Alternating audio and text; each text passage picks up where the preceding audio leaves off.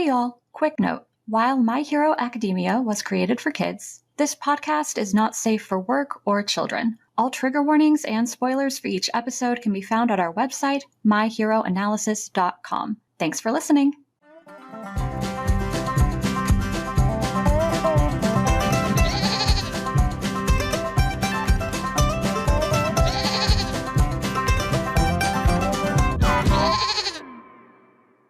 Hey y'all, this is My Hero Analysis, a podcast about My Hero Academia, aka Boku no Hero Academia. We are three grown adults who mine Japanese children's cartoons for serotonin because God knows our brains aren't making it naturally. Yeah, especially not this week. Oh my God, certainly not this week. Plenty of adrenaline, which our brains have mistaken for serotonin. Yeah, that's a good way to put it. Oh, I'm so tired. Same, heart, same. Anyway, hey y'all, I'm Fern. I've officially moved into my new apartment in my new state. This place is amazing and I'm very excited. Finally got everything set up. It did take a while though. Yeah, it did. We attempted to do something on Sunday and then Monday, I think. and the internet so defeated us, we lost all sense of time and place. And I'm still mad about it like 3 days later. So there we are. Yeah. That's okay. They'll get their content later. Also, we did want to throw in real quick for any listeners, no recent manga spoilers in this episode. We're gonna tone that down a little bit going forward. Yeah, because so much has happened. And if you want to know what's going on in the manga, go listen to our Catch the Fuck Up episodes. By the time this comes out, there's probably going to be a bunch up. So enjoy. Yeah, that's true. So I'm Nicole. I don't want to forget my name. Just so listeners know, I did these notes after 2 weeks of traveling and visiting and flying and drowning. So I honestly don't know if they came out really low energy or completely manic. And I am bringing the same energy to this recording. So I have no idea what's going to happen tonight. I'm so tired. Fun. Neither do we. No. Nope, not at all. So my name for this recording on our little recording thing is Manic Mania. Yep, that's the vibe. So I actually did these notes before my bedtime. So props. Good job. Very proud of you. I know. Usually it's like they get done at 3 a.m. I don't know, because that's just how I roll. The other two just don't understand my need to do everything at the last minute. I mostly don't understand how you stay up so late. But we've discussed that before. Yeah. I don't know. I just survive. I don't know like how these notes are, but because I have been running around like a chicken with its head cut off for the past like week and a half. Yeah. That I've sounds done familiar. So many things. I don't even know where to start. So we're just in that mode. Yeah, we're just here. Yeah. Yes. We're recording, I guess. We're here, we're queer, we're recording to no one's satisfaction. All right, so this week we're covering episode 15 of the anime. The title is Roaring Sports Festival, and the accompanying manga chapters are chapters 23 and 24. So the episode opens with kind of a shortened version of the intro from episode 14. So it's a little bit of a repeat. Yeah. And I was very confused. Like the first thing in my notes was double new opener, question mark. Because I swear it's been like 5 years since we like recorded the episode before this episode. And I have no idea where I am in space or time or reality. It's fine. I'm fine, people. Time is a figment of our imagination. But anyway. Feels like it sometimes. Yeah. It's irrelevant. So sometimes when nothing major happens in like the previous episodes, animes will have like a shortened opening just kind of like a little refresher. Although, yeah, it's been forever and a day. Yeah, so maybe we needed that refresher. Yeah, probably. Yeah, a little bit. Just a little bit. So then we get the opening credits, and they are, again, the same as episode 14. Yep. And they're very good. Music's very nice. And I did not try to pause the opener for Trader Clues like last time, because like as of the most recent chapter, which is 337, I think, I feel like at any point there could just be an avalanche of new information that like overturns all previous chapters. So I'm not even trying anymore. There's just so much going on. Yep, fully agree. The manga is going full steam ahead, and we're having a hard time keeping up. Yeah, we are just sprinting after it, just falling over every 3 seconds. It's bad, but it's awesome. I love it, but I'm so tired. So I accidentally skipped the opening credits because like I thought I clicked pause, but I clicked okay.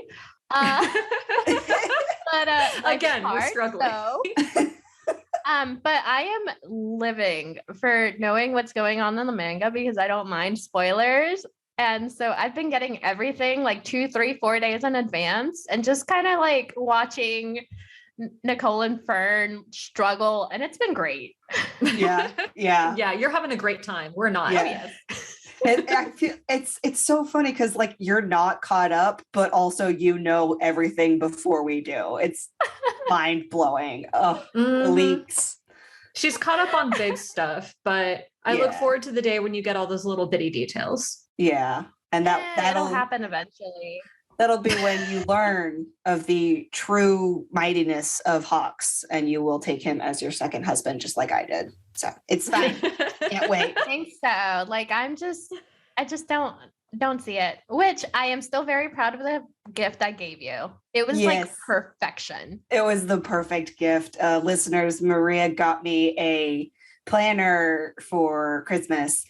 And because I am very much a planner person, and the planner is like all Hawks, and it's beautiful, and I love it. And I was wheezing when I opened it. It's perfect. It's an amazing gift. Anyway, point 3. We're on point 3. It's fine. The tangents are good. It's good content. We're manic. It's fine. So after the credits, we get a recap from Aizawa. And the sports festival is one of only a handful of chances where the students have the opportunity to stand out and secure the best internship/agency placements. And of course, we see shots of all our babies looking super determined. They want to do well, but Izuku is looking pretty darn apprehensive. Yep. And my only thought in this scene was Aizawa's new name, which is Bandage Zawa. I miss Bandage Zawa. Yeah, see our last episode, for my opinion. I mean, there's sirens like going off behind. Oh, I can't hear anything. They're coming for Fern's opinion about Aizawa.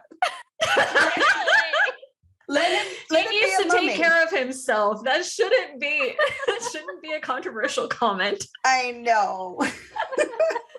But anyway. Bandage Zawa though. Bandage Zawa is hot. Yeah. Sure. It's fine. You don't understand. I don't really want to fuck him right now. I kind of just want to make him go to bed. Not with me in it. But he's like so vulnerable, and you have to like take care of him, and it's hot, and he's still scowling through the bandages. It's hot. Okay. I am overruled. So cut to Toshi's office, where we again see Toshi is just piling the pressure onto poor Izuku's shoulders. Yeah, and he's basically like going back over how the sports festival is going to be like Izuku's debut. And my exhausted brain went straight from debut to debutante ball. So I pictured Izuku in like one of those frilly cotillion dresses, like the white ones or the pink ones. So now I need fan art of that. Please. Thank you. Give it to me. I read this note and I just started laughing. I had to pause the episode just to die because it is a beautiful picture, and I agree totally. Give us the fan art. Like, I need it. Yes, please. I third this. So next we get a little more context about the sports festival itself. So all of the courses are allowed to work.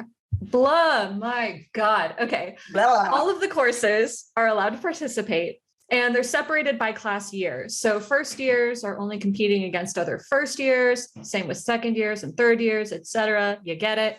And then they compete in a series of games until a final winner is chosen via like this kind of bracket system. Mhm. And all the courses being allowed to participate is a pretty crucial detail. And we will understand why later on in this episode.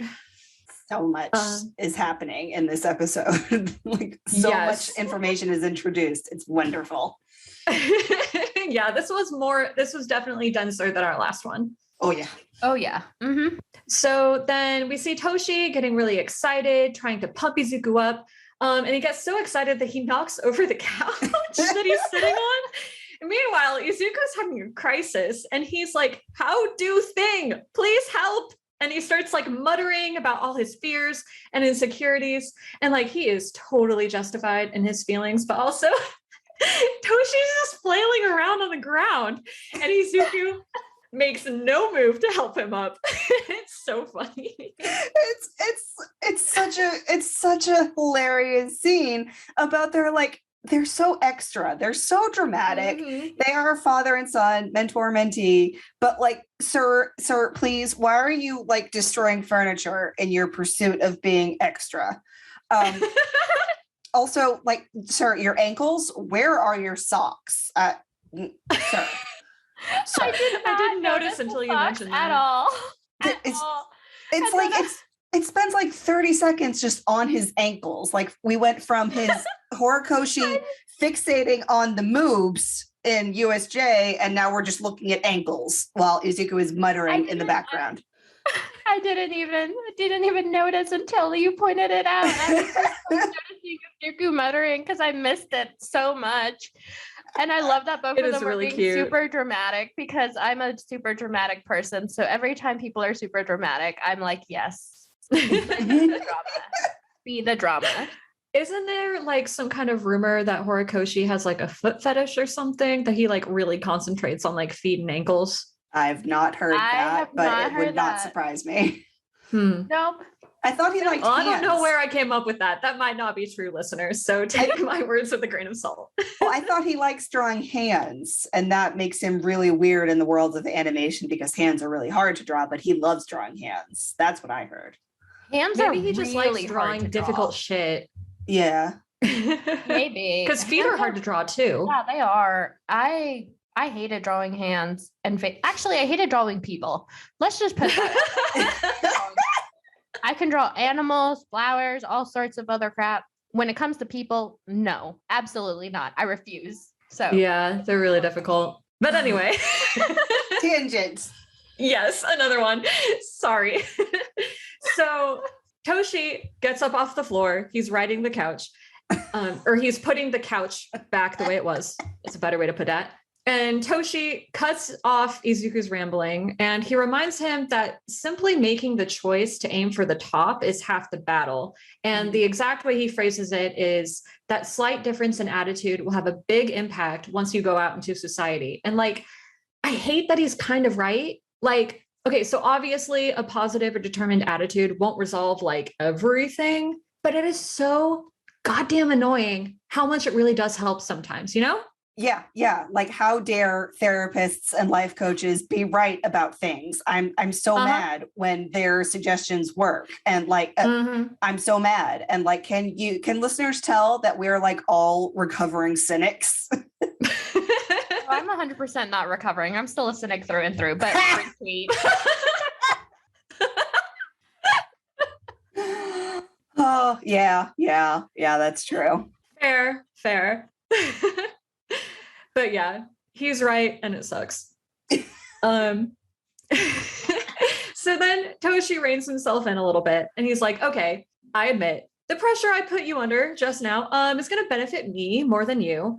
But I also know that you want this, and I don't want you to lose the fire and determination you had back on the beach before the school year started. Mm-hmm. Yep, definitely. And it is nice to see that Toshi is now like becoming more self-aware of how much pressure he's using in his teaching. And he's like trying to dial it back as he's realizing that he is like projecting that pressure onto Izuku. And he's like doubling up the pressure because he already has the pressure on himself to be the best hero in the world, and now he also has All Mights, and it's just nice to see that he is growing as a character, even though he should have already known this from the start. Yeah, but you know, better late than never.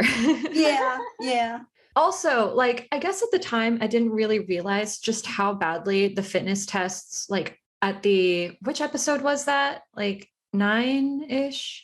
I don't know. No, the fitness, it was so long ago. Like the sit-ups and shit. Yeah, that was when like was episode 5 or 6. Oh, good Lord.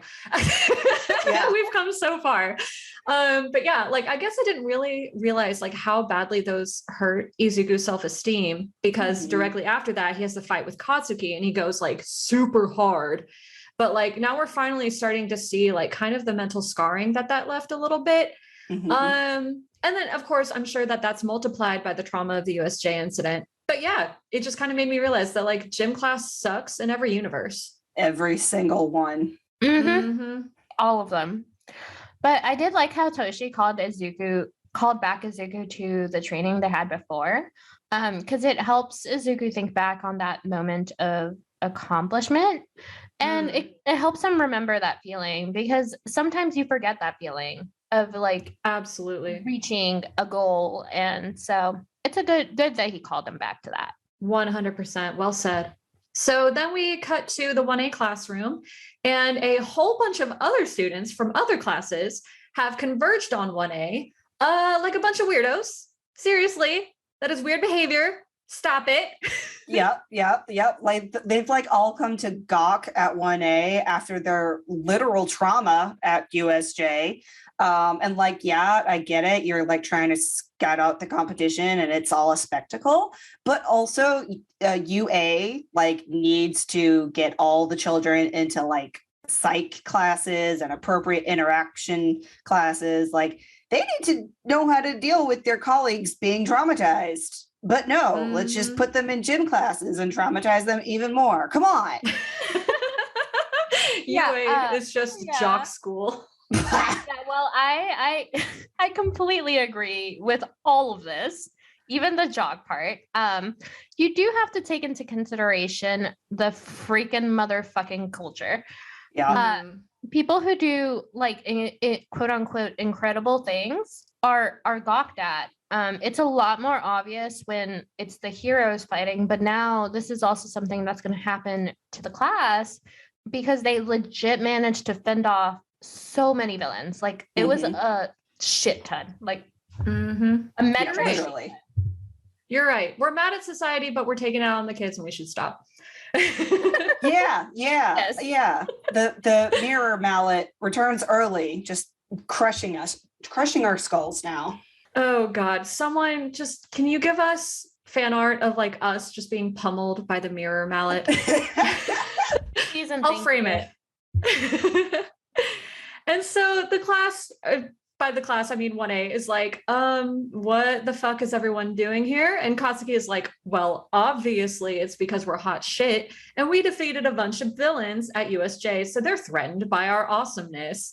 And he's like super calm while he says this and like very much like not like kind of like the explosive behavior that we're used to seeing from him.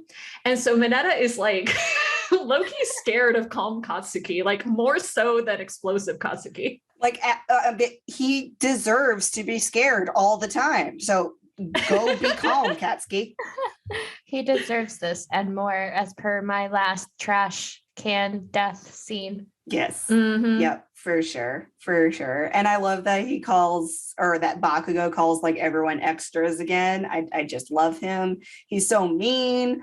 But it's all for a purpose. It's good.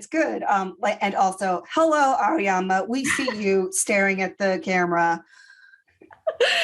So then Katsuki goes up to the crowd and he's all like, "Get out of my way, extras," which I paraphrased slightly. But then Shinso speaks, and Shinso is a new character. We finally get introduced to him. Yay! And Katsuki is insulting, but Shinso is just catty. Yeah. Like, I'm sorry, Katsuki, but you are not going to win that bitch off. Called it a bitch off, and I had to pause and cackle at the term. That's what it is. They're both just bitching.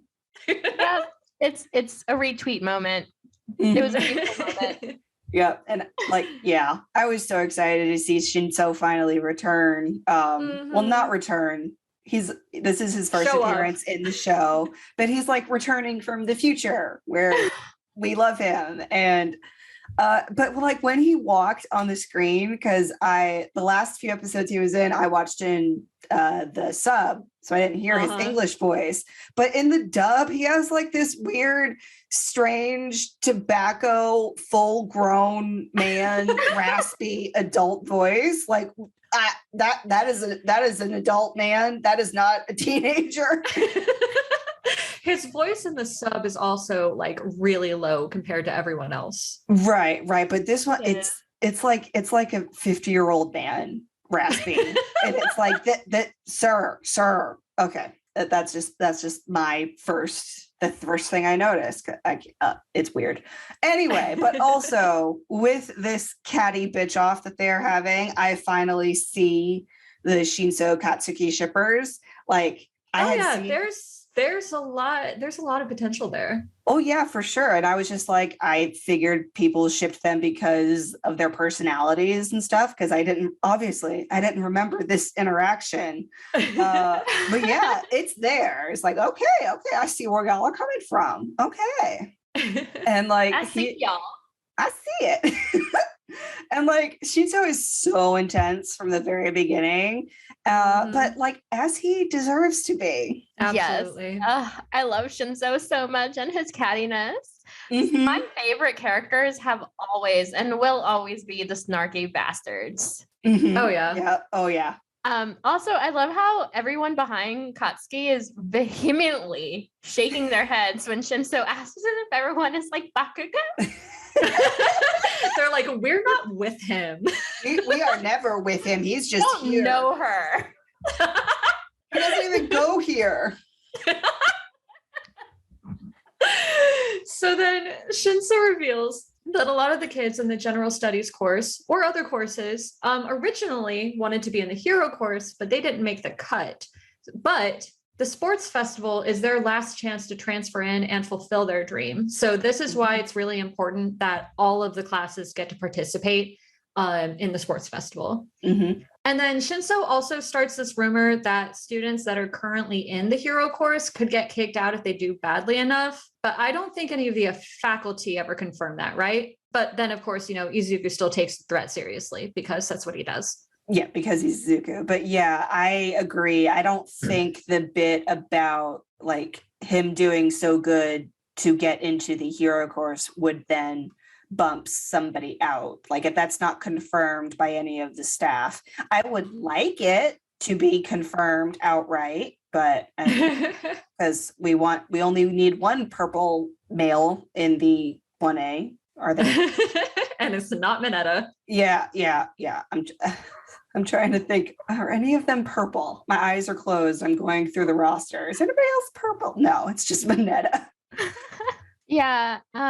So it's never confirmed, but it is something that can happen, especially at top schools. I'm not specifically saying USJ, but I know some Japanese schools are based off of ranking. And if your ranking drops, they switch you into a different class and they put the person who is above you in that class. Damn. Okay. So it's not confirmed in canon, but it's based somewhat on reality. Yes. There's so much pressure. Oh, yeah. No, it's a lot of pressure. That's why there's 1A and 1B. So they're the top, 40 people in the school. So the fact, and then they put the top 20 in one class, 1A, and then the next 20 in 2B, 1B. 1B. Yeah. So there's some background because of that. Okay. Okay. Oh, Shinso, we wish you could join the class. Stay tuned. Anyway. Yeah.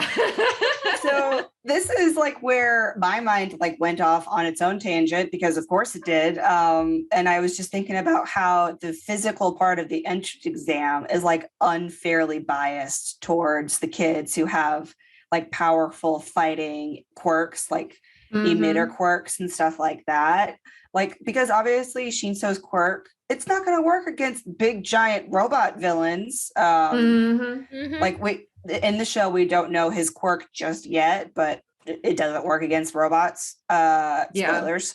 But like it would be like just as effective against any other human villain. Like why do they even fight giant robots if most quote unquote villains are human? I have questions. Well, it all goes back to the whole like flashy quirk discussion that Izuku and Kirishima had.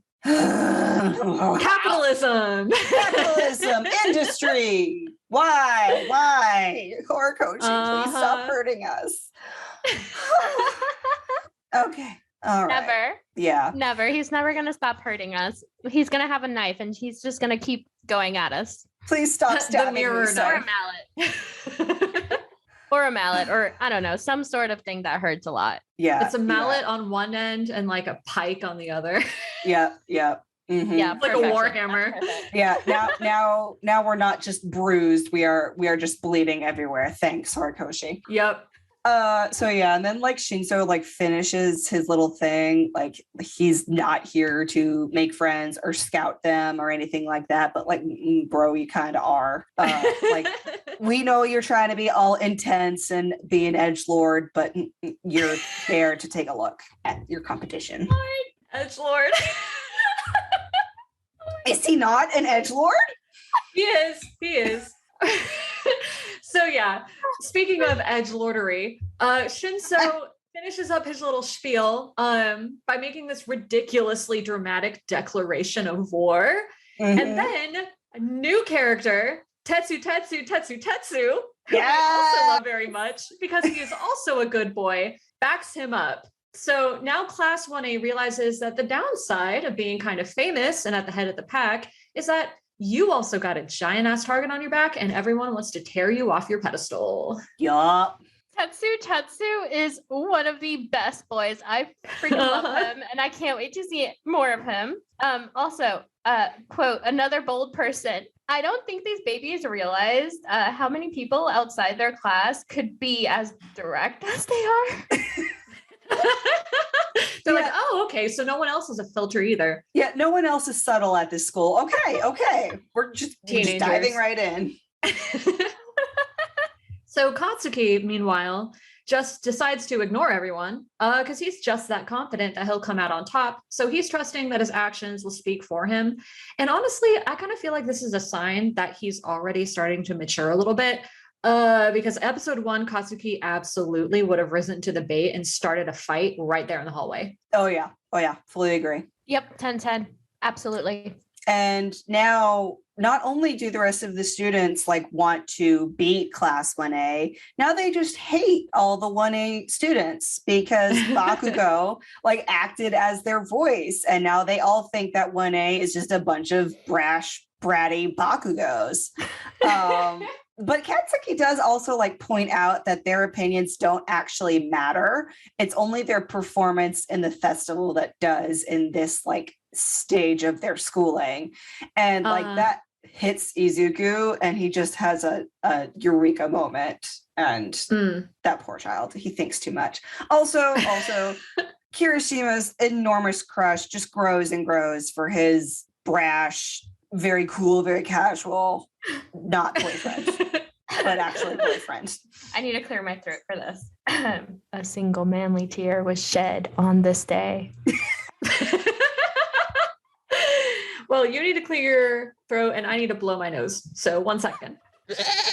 So the kids are split between being impressed by Katsuki or irritated that he just pissed everyone off even more. But as Nicole mentioned, Katsuki's words kind of trigger this light bulb moment for Izuku.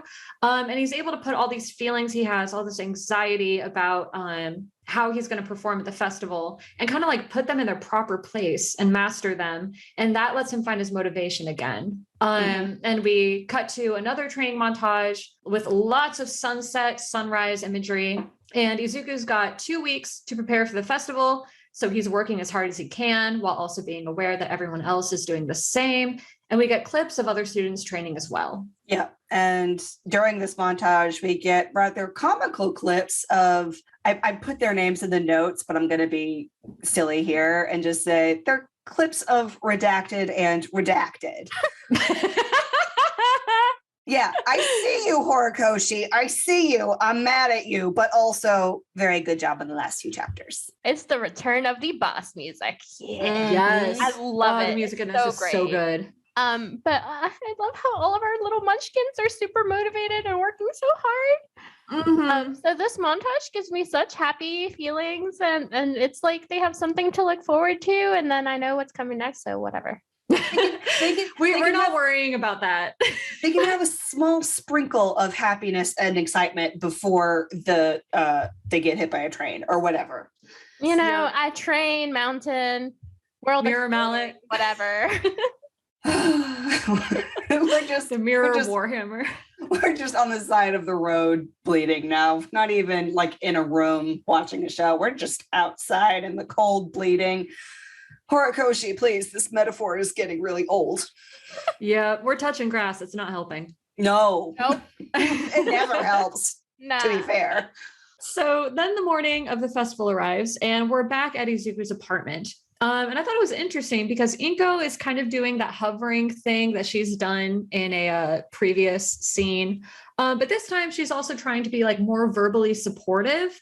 And as a consequence, Izuku looks less annoyed. So her approach is working. Yeah, good job, Inko. Also, like the competition is going to be like completely televised, as if these literal children don't have enough pressure on themselves. Mirror Warhammer. Yeah. But also, I love how Inko is so worried, but is also giving encouragement to Izuku. You can tell she definitely learned from her past and now wants to make amends and be there for her baby.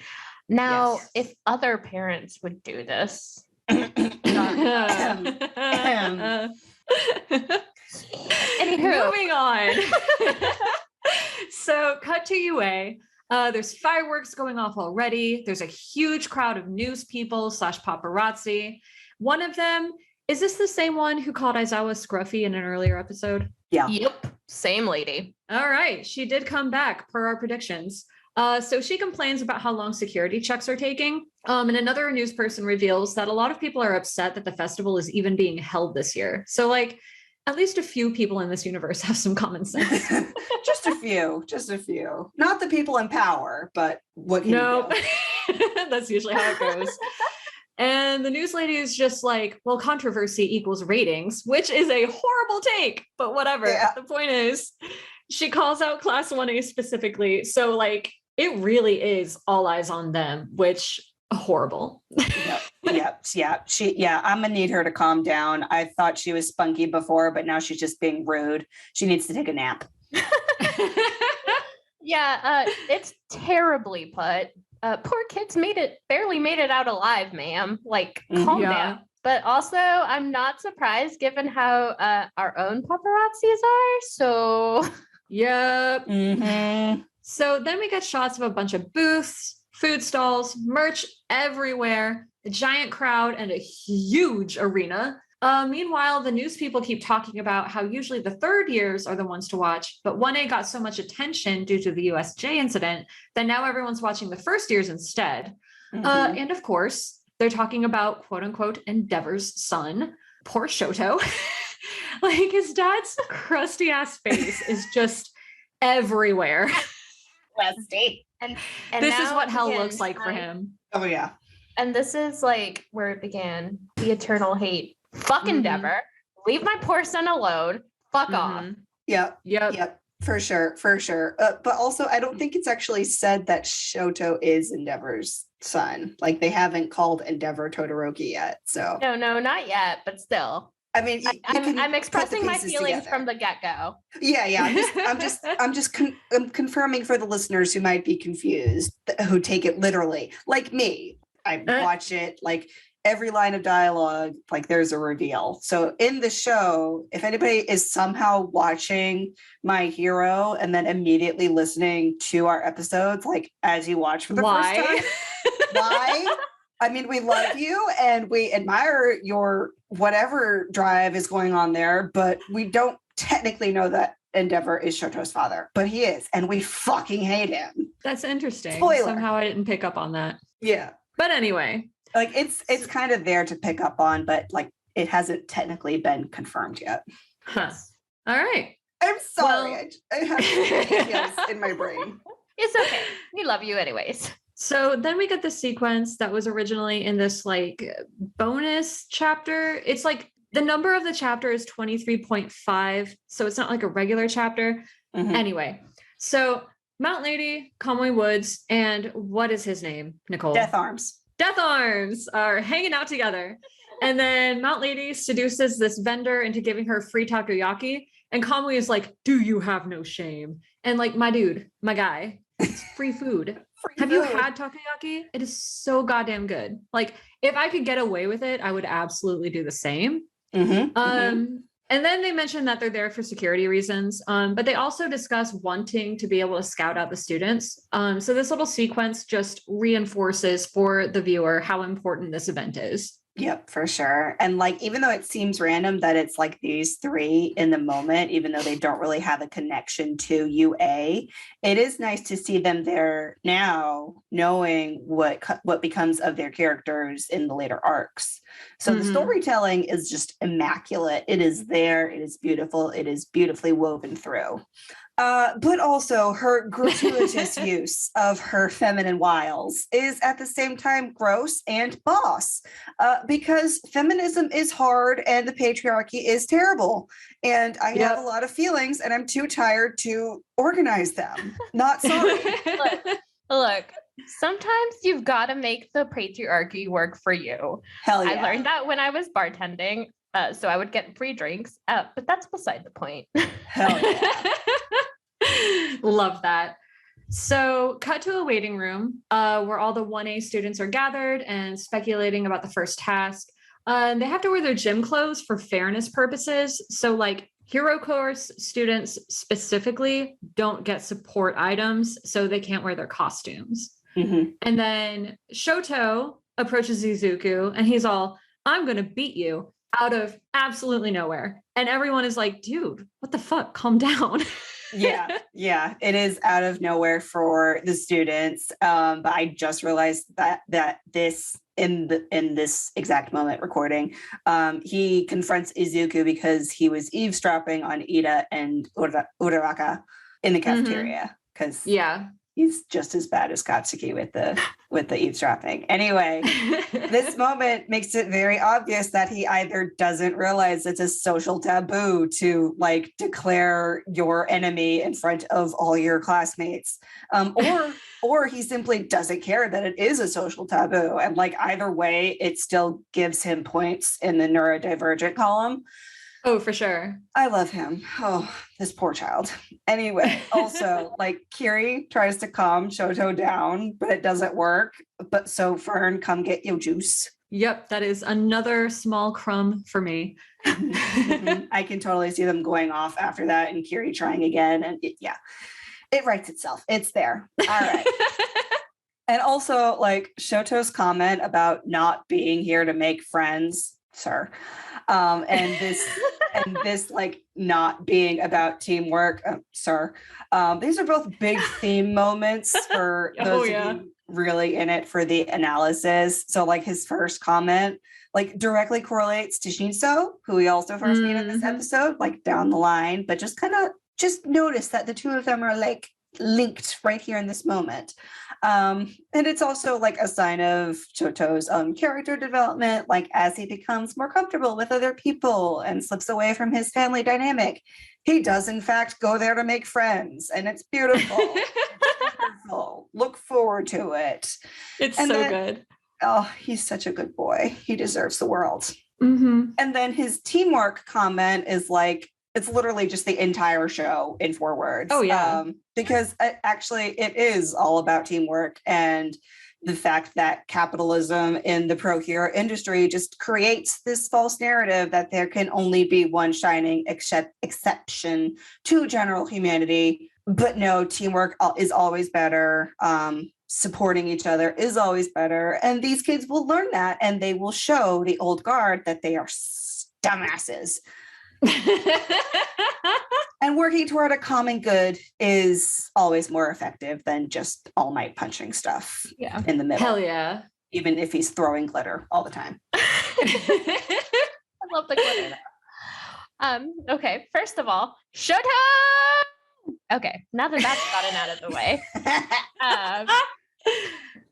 So one of my favorite things about this shot is that Shoto has recognized Izuku as his rival, which when we get more into his backstory makes sense. Yep. But this particular scene is so important because up until this moment, Shoto has stayed away and or shown no interest in any other student.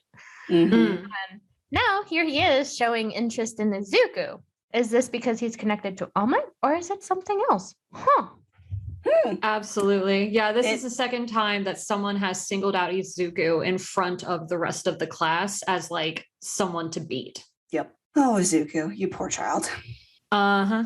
Let me adjust my Okay. seat because my booty hurt. Move that tailbone. Move to the right, move to the left. So yeah, Shoto lays down his challenge, but then Izuku meets his challenge and he's all, I know you're better than me, but everyone else here is trying their best, so I'm going to try my best too, and I'm not going to back down. Meanwhile, Katsuki is Katsuki is in the corner, scowling like, excuse you, that's my rival, get your own.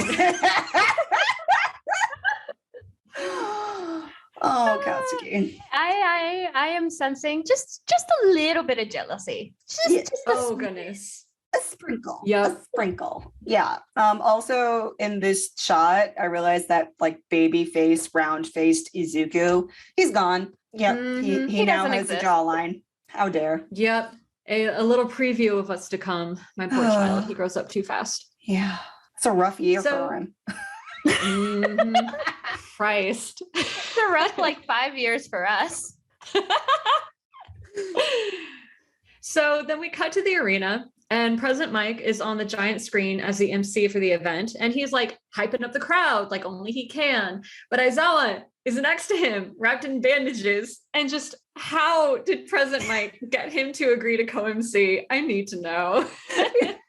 Yeah, the tension in the class is like immediately cut by just a sudden shot of President Mike screaming at the crowd because he's wonderful and beautiful, and he's just so chaotic. I love him.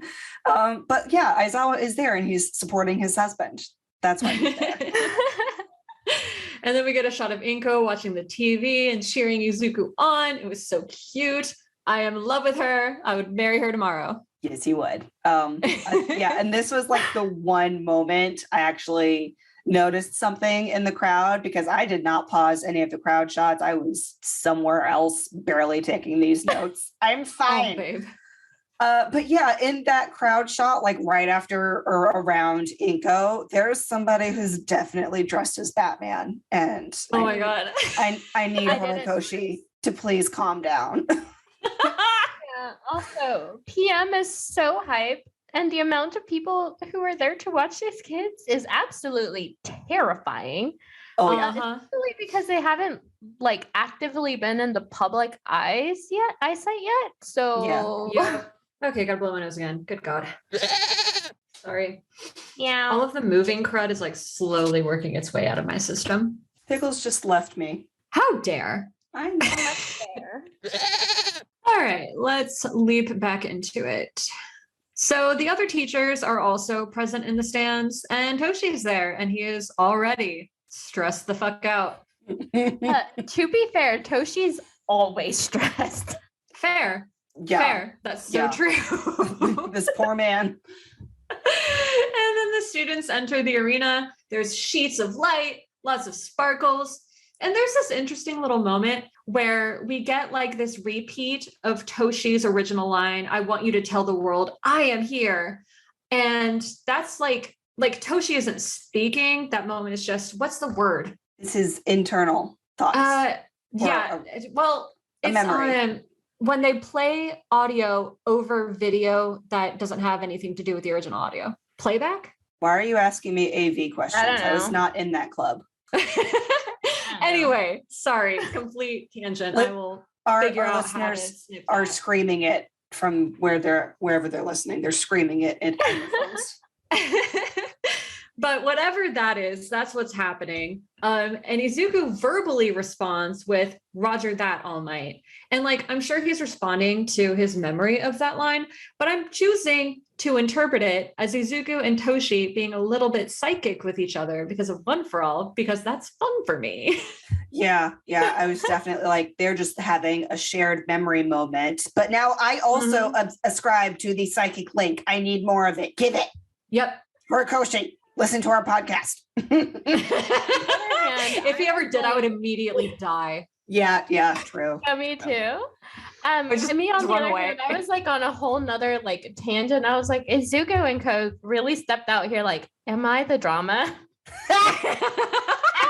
Am I the drama? I don't think I'm the drama. Am I the villain? Oh, why would you bring that up right now? Oh man. Oh, Well, that was unintentional. Sorry. go to your corner. Oh, I'm glad and God. also So then kind we of get- sad that I brought this up. No, thank you. It was beautiful. Fern needs to go to the corner, not you. So then we get more Present Mike getting the crowd hype, introducing all the different classes from each course. Poor sweet baby Izuku, he's getting stage fright. And then there's Tenya just being like, yeah, this is part of being a hero too. Oh, yeah. And then the general course students, still bitter, understandably. And then Midnight is introduced as the umpire / referee for the festival. Homegirl, fine as fuck. Definitely in the wrong cartoon though. So goddamn it, Horikoshi. Also, goddamn it, Mineta. Yeah, they're like all making comments about her outfit, and it's a whole other discussion that I do not have the spoons to do today, but No, we know that there is a discussion to be had. We will have it at some point. I am tired, but also shut up and die, Mineta. Mhm. Yes, my queen has arrived. I love her. Step on me, mommy. Anyways,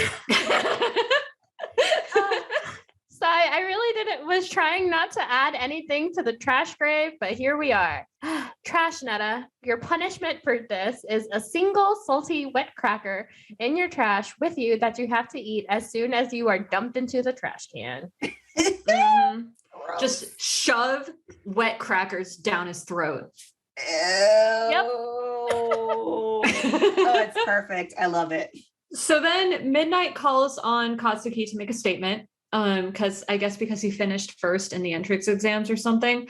But like, homie, wrong move. Yeah.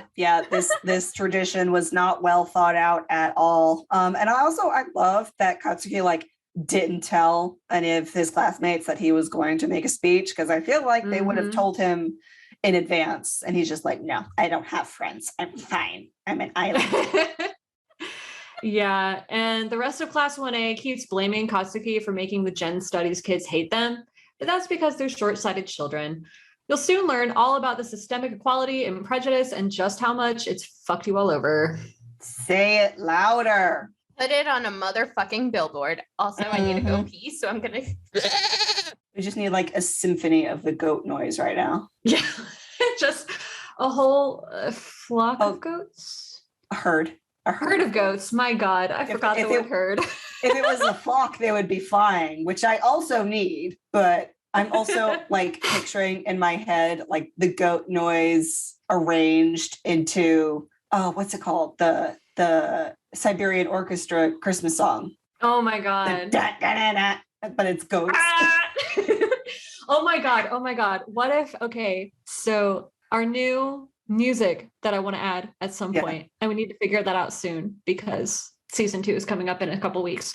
But like, what about like banjo music cut up with goat noises? Yes, I vote yes. I will see what I can do with goat noises. I love it. Also, my stomach knows no bounds. Oh no, babe. I'm okay. It's fine. Okay, I'm sorry. Fine. I'm just used to it.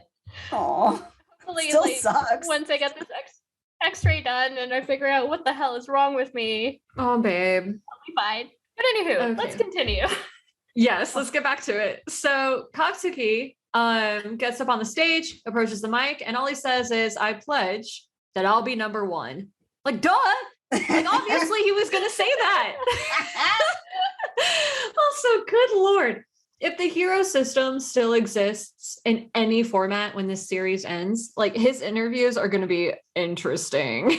Yeah.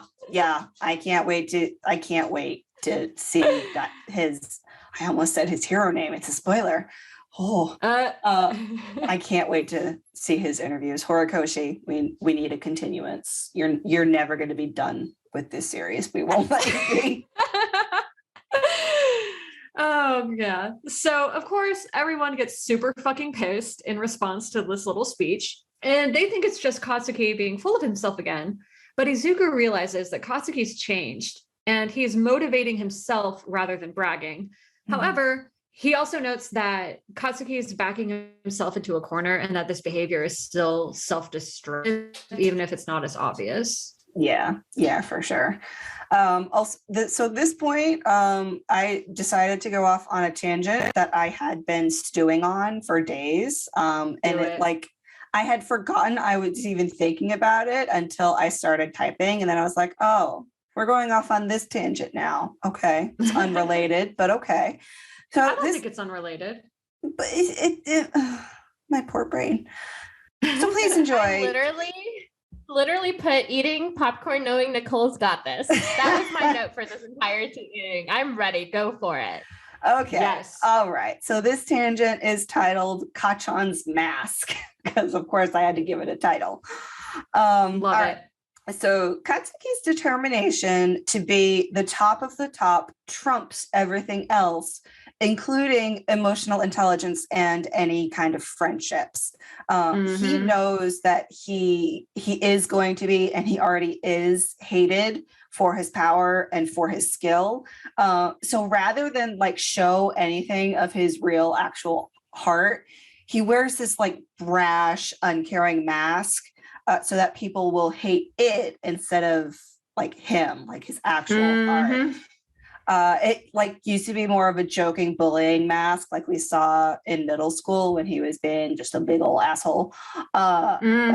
But now after USJ and the sludge villain, he's much more serious. He still doesn't really care about the perception of his classmates.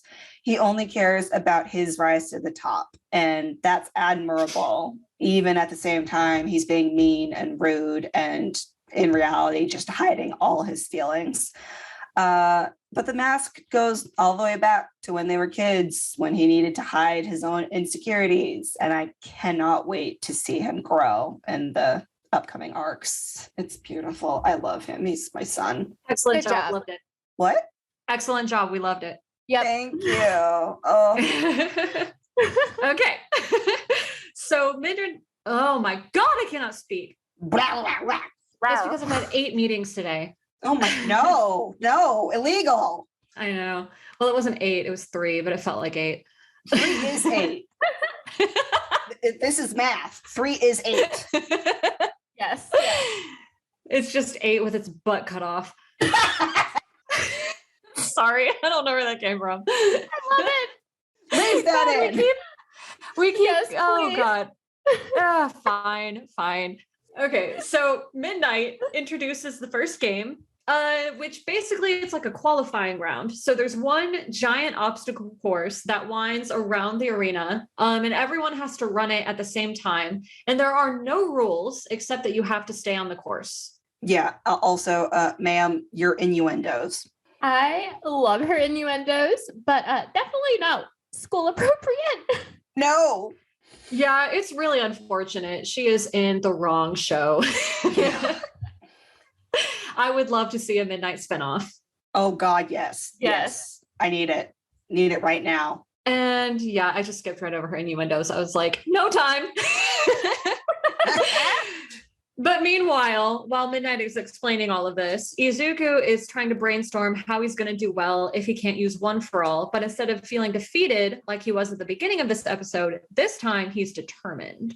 Yep. And also Toshi is so nervous. I love him. Mm-hmm. And so the race begins and everyone starts sprinting off as fast as they can. And President Mike starts his play-by-play. And President Mike calls Aizawa Mummy Man. And Aizawa is like, you forced me to be here. And I just, again, like I said earlier, I would kill to see how that conversation went down. Yeah, for sure. And like Aizawa, he's like refusing to match Mike's chaos. And like, of course he's not going to match his chaos. Are you kidding me? Mm-mm. It's Aizawa. Also, I don't think he's called Mummy Man in the dub, which is very rude. How dare? Uh-huh. I would love to be a fly on the wall. And I have a feeling that President Mike brought up something from the past, and it was like, you owe me, or else this is becoming public knowledge on all the forums. So you better do this. Yeah. Okay, pause for speculation time. What do you think President Mike's blackmail material on Aizawa is? I have a few thoughts. These are all definitely photographic and or video evidence. Option A is a video of Aizawa just snuggling with a bunch of cats and kittens. Aww. And it just being adorable. Like extra points if it's like right after a really intense patrol night. Yep, it's that for sure. Yeah. Also, option B is that he makes and maintains a birthday calendar for all his students. Oh, And President Mike has copies, so blackmail. oh yeah.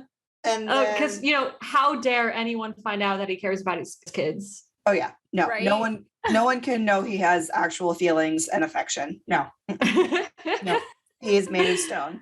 Also, my third option was a little simpler. It's just a photo of him wearing a pink apron, just fully ruining his whole angsty, sarcastic mystique that Dark he's and got going on. mysterious. Yeah, I don't know. Isn't there one point where he's wearing like bright pink pants for no reason? yeah, they're his sweatpants because he's in it for the comfort, not the style. But yeah, Yeah, they're I don't pink. think he would find pink embarrassing. No, it's the apron. No. It's got like frills and ribbons. Oh, it's refuses an to get apron. rid of Okay, it. got you. Yeah. Got you. Mine are like he just knits for fun. Like, Oh, Grandma, that's he really just knits for cute. fun. Oh my god. Imagine like Aizawa with like a kitty cat on his head and it's just purring and he's just like singing that soft kitty, sweet kitty, little ball of fur song at it. no, While it's, knitting, yes. no, it's too cute. Ah! So yeah, And President Mike's Mike blackmail just happens to material be on there. Aizawa. Sorry? I said just President Mike just in a corner, slowly like recording him. Yeah. Mm-hmm. Yeah, so President Mike's blackmail material on Aizawa is definitely something super adorable instead of bad. Yeah. And you know that material would bring all the fangirls. Oh, yeah. Oh my god, yes. That's the main reason he doesn't want it getting out. He doesn't give a crap about his image. He just doesn't want fans. Oh yeah. No. He would just perish on the spot if he were confronted with fangirls. Oh, he has 2 whole fans right now, and that's already too many. Oh yeah. Yeah. He can't handle it. And they're both very loud. Oh goodness, yes. So Aizawa points to the first few moments of this race as being like really critical. So there's this rush into this like tunnel thing that kind of crushes everyone together. And then in order to get ahead of the crowd, you got to do something interesting. So this is the quote unquote first sifting, as Shoto calls it. And he does just that. So he freezes everyone in the tunnel so they're immobilized while he dashes ahead. However, a couple of the kids anticipated this. So there's a small group in the lead already. And then Shoto also freezes the ground as he's running so that those who dodged his first attack are still struggling with more ice. But he wasn't able to thin out the ranks as well as he wanted. Yep. And in this moment, we do get a peek at Shinso's quirk. If you look at the eyes of the people who are carrying him, like he's on a palanquin, but he does deserve a palanquin. Let's be real. And Shoto is surprised that anyone got past his ice. Sir, you're hubris. You're so cute. Oh, you silly boy. So then Mineta starts taunting Shoto because he was able to use his balls to get around his ice attack and then catch up with Shoto. But then, bam, Mineta gets hit by a friggin' robot. I enjoyed that so much. I had to pause and bask in the moment of him just getting immediately murked by this giant robot. I was so mad at him because he was using his half of a brain cell to actually make a good move strategically against Shoto. But then he immediately got his comeuppance. And I want to just send my thanks to whoever programmed the robot to do that. And I really hope it was Zawa. Yeah. Maybe Mineta should be tossed around a bit before being put into his trash grave. Yes. But I also full on cackled while I was watching this. I had to pause and just bask in the enjoyment because I could not breathe. Yeah. Oh it my was God, great. Yeah. So as Mineta has just learned, this is an obstacle race, and the first obstacle is the killer robots, including the giant ones from the entrance exam, which I feel like that's kind of fucked up because not everyone took the same entrance exam. So the ones who had to fight these things specifically have a distinct advantage, well, theoretically, because they already know their weak points. However, Shoto isn't one of those kids because recommendation students had a different exam. But he is still #unimpressed by these robots, and he freezes one of them with a fuckload of ice and just runs past it. And there's also this moment of disdain for his father, but more on that later. Also, Momo makes a hilarious comment about wondering where UA got the money for the giant killer robots. And I would also like to know where they got the money for giant killer robots. Excuse me. Well, we learn eventually, but we're trying not to spoil absolutely everything. Oh, but still. Yeah. Shoto, go, son. You got this. I love you, BB. Also, fuck your crusty ass, worthless sperm donor. Yeah. Amen. So Shoto then reveals as he's running off that he froze the robots specifically so that they'd fall over and create a barrier between him and the other students. And President Mike is just very, very impressed with Shoto's strategizing. Yeah, it was pretty good. He probably had to wake up 5 whole brain cells for that one. His brain cells were working overtime. This one time. Oh, they're working so hard. Just love his brain cells. So then we get a cutscene to Inko in her and Izuku's apartment, and she's freaking out. Honestly, if I were a parent, I wouldn't be able to watch this. But also, I wouldn't be a big fan of my kid becoming a hero at all. So maybe that's just me. But kudos to her for watching it and supporting her kid. Good job, Mama. Mm-hmm. You got to suspend the disbelief just a little bit. Right? Just a little. And then Izuku's little analysis switch gets flipped on, and we get a flashback to the entrance exam when he got so scared at the sight of the giant robot that he couldn't move. But he's not the same person anymore, and he gets himself into a good defensive position while he tries to think of what to do. Yeah, and he does this because he has grown. He does not freeze. He even puts a smile on his face, and he's just ready to face them down. He's doing so good. Yeah. Yes. Izuku's I got this and I can totally get past this and I am so proud. Yes. Izuku, growth. You good child. And then closing credits. God damn it, Horikoshi. I hate cliffhangers, and this show is like 80% cliffhanger. It keeps you watching. It's I very cannot calculated. handle. Yep. And then we get the previews, and Katsuki gets to voice them this time. And there are shots of kiddos smashing past the robots and hitting another obstacle right away. Mm-hmm. Why does Izuku have a piece of metal strapped to his back? And what the fuck is he planning to do with it? Why is Izuku gonna go boom in a minefield? Find out next week. Yeah, and the whole time these clips are being shown, like Katsuki and Izuku are like bickering like old friends, Mhm. or they are bickering like an old married couple. Your Honor. These bitches gay. So gay. So gay. So that's the episode. And we're going to go into manga differences. Take it away, Nicole. Yep. And there were just a few this time. I'm going to kind of leave off the bits about the translation differences because I feel like we're used to them. So I'll bring it up if there's anything that's like actually pertinent, like the technical comment. But yeah. So for chapter 23, there is apparently a panel where Katsuki's neck was disturbing. So I had to put it in the notes. It was terrible. Also, Mount Lady's flirtation was like added in because it's not actually in chapter 23. So it might be like how Fern mentioned in that like bonus chapter, which I vaguely remember, but also I cannot remember because my brain is fried. It's fine. Also, like all of Inko's dialogue was also added in to the anime and it's not in the manga. So yay for that. Yeah, they're really beefing up her character.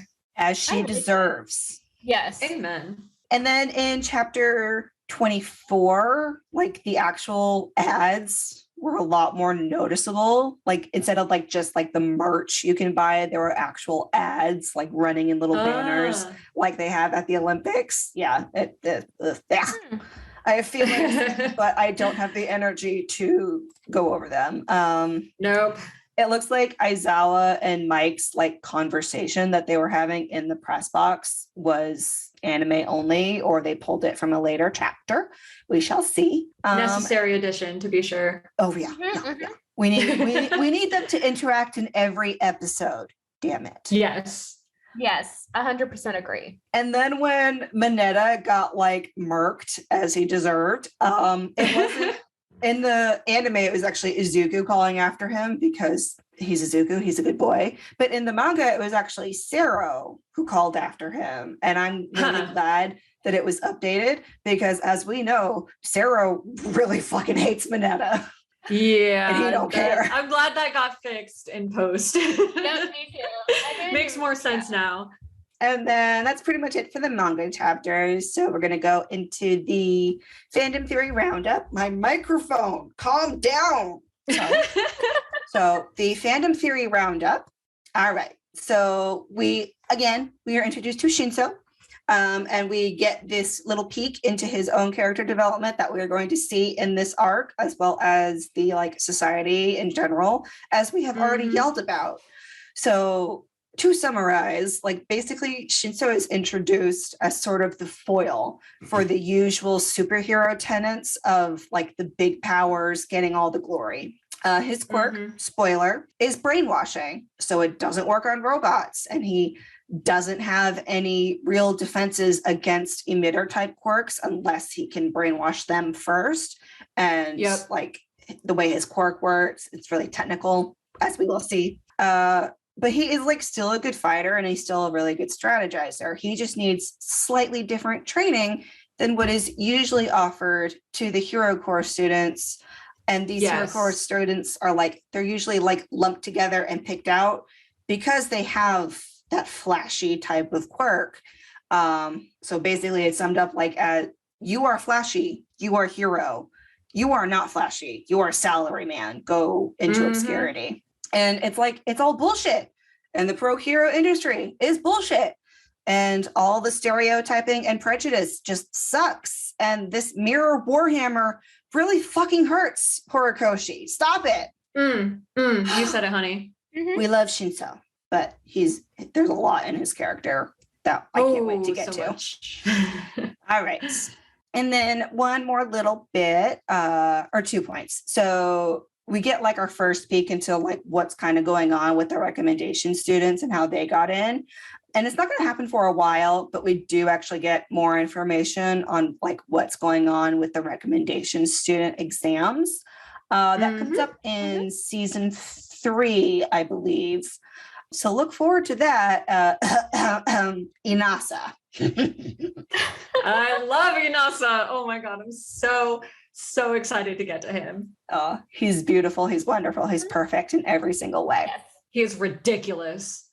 And it's amazing. Yes. All right. And then like my last point kind of calls back to how Fern wants to know what the blackmail material is. But honestly, like Mike getting Aizawa into the press box, I feel like it honestly might not have been as hard as we would believe, because we know they are actually friends from the rooftop, as we've gone over. But also there is definitely blackmail material that I need.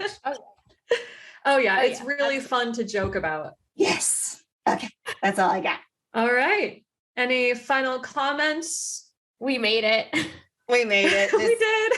I feel like this is the last part of this arc, even though it's like only the first part of this arc that's not emotionally devastating. Oh my goodness. Oh God, we are I'm so tired. Tired. It's been a week, listeners, but we love making these episodes. Oh yeah, no, I'm so glad to be back. There's been a lot of changes, and this is like, stability. What's holding all of us together. Yeah, exactly. Yeah, exactly. I think a comment I made earlier was, this is the only constant thing in my life right now. Yes. Basically. So yeah, we're going to keep doing this until we die, because we have no other choice. All right. Well, that's all we got. So this has been My Hero Analysis. You'll hear us next week. And in the meantime, go beyond plus ultra and thirst responsibly. Bye, y'all.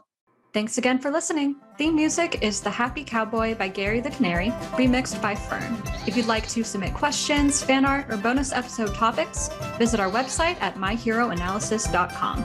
We're also on Twitter, Instagram, Facebook, and TikTok under @myheroanalysis. And don't forget to subscribe, rate, and review. Bye, y'all.